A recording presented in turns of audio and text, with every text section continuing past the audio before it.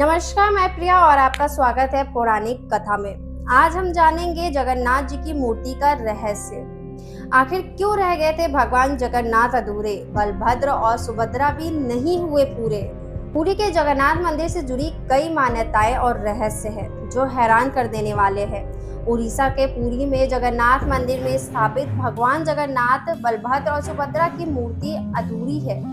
इसके पीछे का रहस्य एक रोचक कथा में छुपा हुआ है जिसके बारे में हर कोई नहीं जानता है।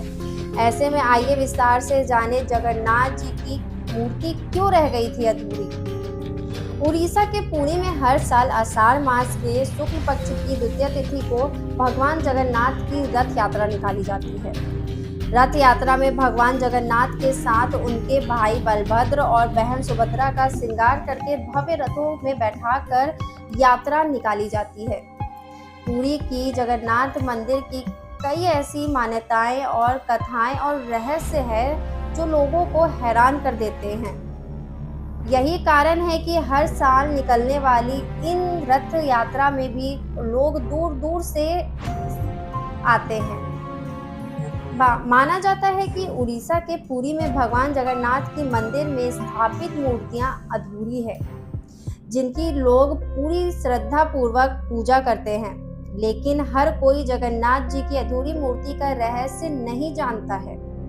आज हम आपको इसी बारे में विस्तार से बताने जा रहे हैं। जगन्नाथ भगवान की अधूरी मूर्ति को लेकर एक कथा बताई जाती है कि एक बार नींद में भगवान श्री कृष्ण राधा रानी का नाम पुकारने लगते हैं, जिसे सुनकर उनकी सारी पत्नियां चौंक जाती हैं।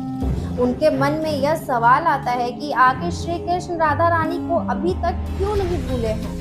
ऐसे में सभी पत्नियां माता रोहिणी के पास गई और उनसे इस बारे में प्रश्न करने लगी। सभी की जिद को देखते हुए रोहिणी भगवान श्री कृष्ण और राधा रानी की कथा सुनाने के लिए तैयार हो गई और सुभद्रा को उन्होंने द्वार पर पहरा देने के लिए कहा, जिसके बाद सुभद्रा पहरे पर बैठ गई। किसी को भी अंदर प्रवेश नहीं करने दिया।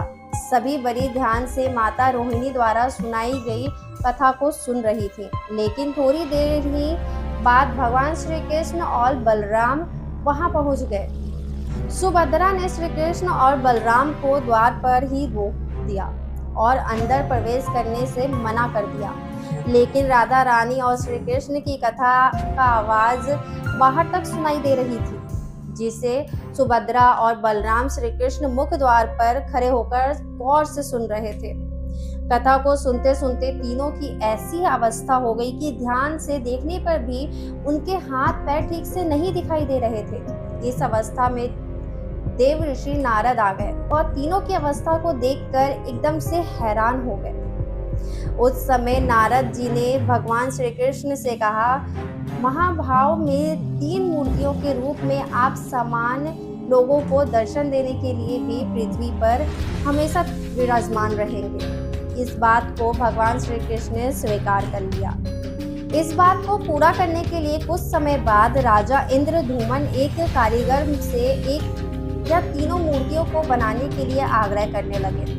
उस समय तीनों लोक के कुशल कारीगर भगवान विश्वकर्मा एक बूढ़े व्यक्ति का रूप लेकर आते हैं और राजा से कहते हैं कि वो भगवान नील माधव और सुभद्रा और बलराम की मूर्ति बनाने के लिए तैयार हैं, लेकिन इसके लिए उन्हें एक शर्त माननी होगी। उन्होंने शर्त रखी कि 21 दिन में मूर्ति बनाकर तैयार कर देंगे, लेकिन काम के दौरान अकेले ही वह कमरे में कोई नहीं रहेगा।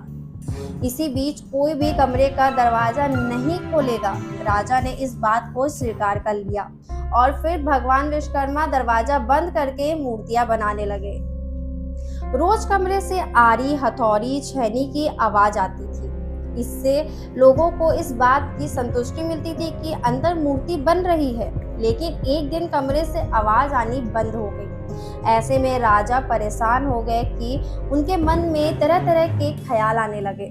राजा को लगा कि वह बूढ़ा व्यक्ति जो कुछ हो गया हो तो क्या करेंगे। इसके बाद सभी शर्तों को भूलकर राजा ने कमरे का दरवाजा खोल दिया।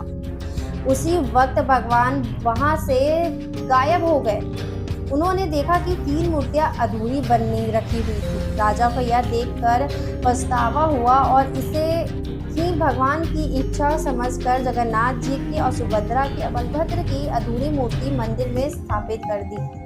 तब से लेकर आज तक पुरी में मंदिर में भगवान की अधूरी मूर्ति की पूजा की जाती है। हर 12 साल में जब अधिक मास या मलमास होता है तब पुरी के जगन्नाथ मंदिर में नवकलेवर उत्सव भी मनाया जाता है।